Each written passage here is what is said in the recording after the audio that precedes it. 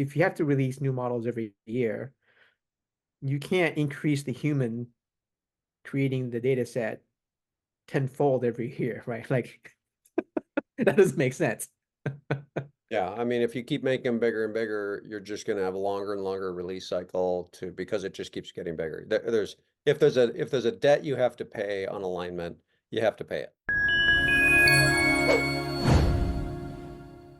Welcome to Practical AI, everybody. My name's Jeff. I'm with Peter Lynn. This is season 2 of Practical AI, and we are sponsored by Pocket AI, which is a tool used to perform surgery on your models to make them better. While everyone today is talking about RAG and refinement, Pocket AI allows you to edit weights directly. So, Peter, today's topic is really one about Ilya. He left OpenAI this week, I think. And so the big question is, does this mean that OpenAI solved alignment? Tell us a little bit about what happened and what you think about that. Well, so he left along with most of the people that were the original group in the super alignment group. So back last year, OpenAI made an announcement that they're creating a group to tackle super alignment, which is basically they take like GPT-2. So for example, let's say you train GPT-3 and you need to align 3. Well, if you already align 2 to a point where you're satisfied, you can take that and use that as a tool to help you align 3. So then when you want to do 4, you go, okay, I've got 3 aligned well enough. I can use 3 to help me generate synthetic data or whatever, to help me align 4, and you just rinse and repeat. So that was their super alignment approach, which may or may not be good, but it's definitely useful because it helps you to bootstrap things. It helps you to reduce the amount of humans you need to create test data for alignment. Um, but it doesn't solve the problem of this is a problem in AI safety where the inner alignment is not known today, meaning that we can't prove or analyze what the inner alignment is for the model. We can only see what went in, the prompt, and then the response. And then we just grade it. Here's the input, here's the response. Was it on the scale of 1 to 100? Like, was it 50? Was it 89? Was it 25? And so, during the training and refinement and alignment, you do this step. And if you could bootstrap it with your previous model, it saves you time. Okay, makes sense. So basically, you use stepping stone from old model to new model, and you basically learn what you use there, apply it to the new one. Sounds pretty basic. I'm assuming that works, right? Right. It works to the extent that it helps you to get releases out faster. But the problem that we're seeing in the research is that when 4 first came out, it was actually it had a degradation in performance.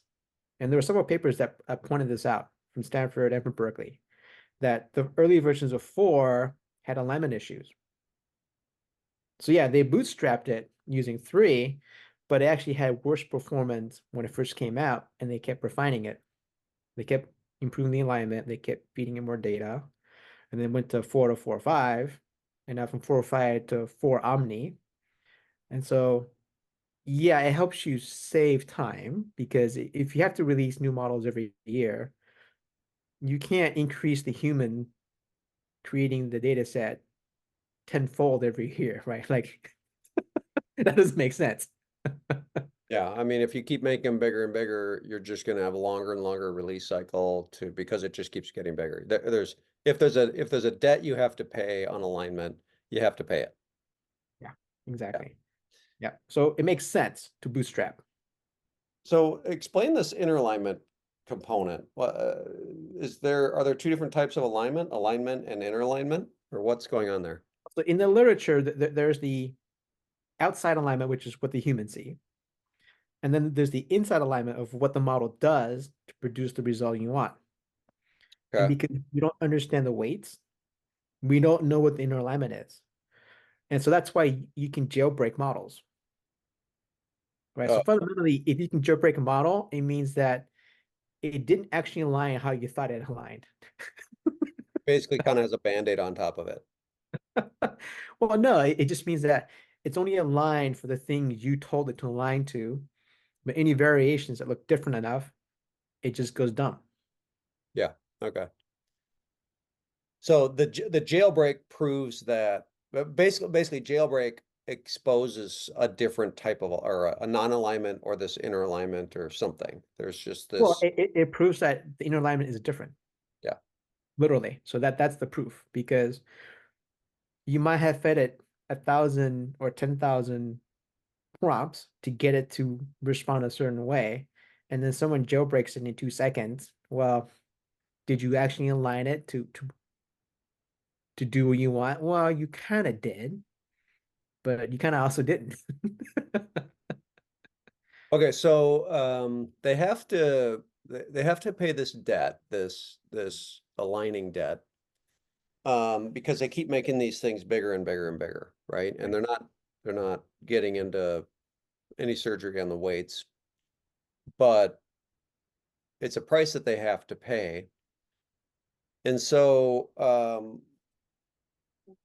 do you think that this was tied to Ilya's leaving and that you think that they solved for alignment, super alignment at OpenAI? No, I would say no, because the current research coming out late last year and early this year has shown that actually it's actually a bigger problem. That the current approaches to alignment is it's going to reach a limit pretty soon. So bootstrapping can get your release cycle, and you could probably get the next version of model fairly comparable to your previous version, but then it's going to take longer and longer to get it to actually be significantly better. So like 4 first came out, it was a little worse. They kept working on it and it got better, and now it's better. So when 5 comes out, it'll probably start out a little worse and it'll keep getting a little better. But I think as the model weights get bigger and bigger and bigger, there's more and more parameters. It's going to get longer and harder to get to get those little incremental improvements. So why do you think Ilya left? Well, I mean, no one knows. I don't know. But it's not a good sign because there are very few people that have that much experience doing alignment. And if he left, I mean, it could be that, like, it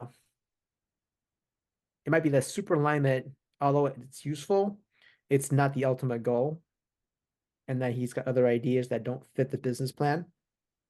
And if that's the case, then staying at OpenAI would not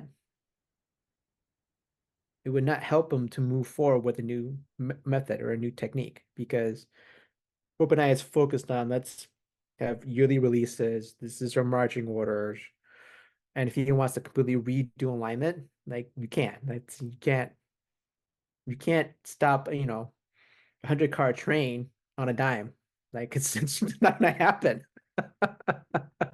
So you think that the rub is in the alignment space, and essentially he's an alignment guy. If he leaves, either they solved for alignment, which is unlikely.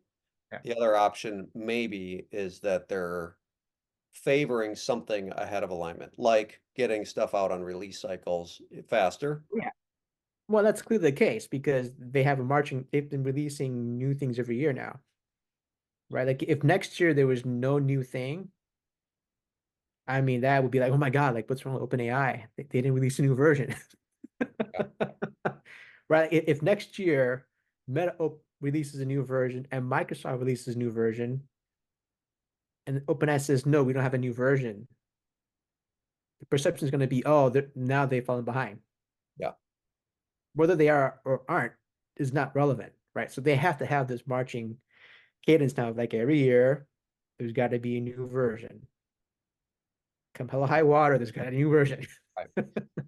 You also mentioned when we were talking about this earlier, the Faker paper. Can you weave that into this story just a little bit so we get the context there? So in AI safety, there's this concept of faking alignment, right? Which is really the inner alignment problem. So it's called by a couple of different names. And there's multiple papers about this. The inner alignment is unknown today. And so there's a lot of people trying to solve this issue of like the model is faking alignment because we don't understand what's happening inside. And therefore, how do we come up with new methods of figuring out what is it actually aligned to? Okay. So Yeah. essentially, Ilya, who, by the way, was on the board and voted Sam Altman out before Sam came back. Um, so Ilya is going to go probably somewhere where he can do his Yeah. alignment Yep. innovation and Yep. be paid to continue to tinker with that. Maybe Yeah, read and that's a good something. thing. Yeah, because I think, it doesn't make sense in my mind for OpenAI to try to stop on a dime. Because, I mean, obviously they can't. That's not an option.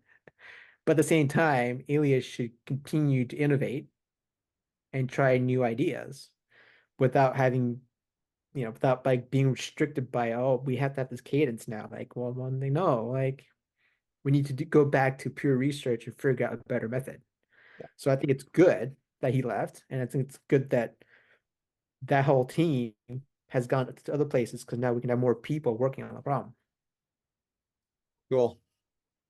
Peter, thanks. This is super helpful and it'll be fun to watch. And maybe someday we get a little bit of color from one of these sides about what really happened, and we'll find out that indeed this was all about alignment. So thank you.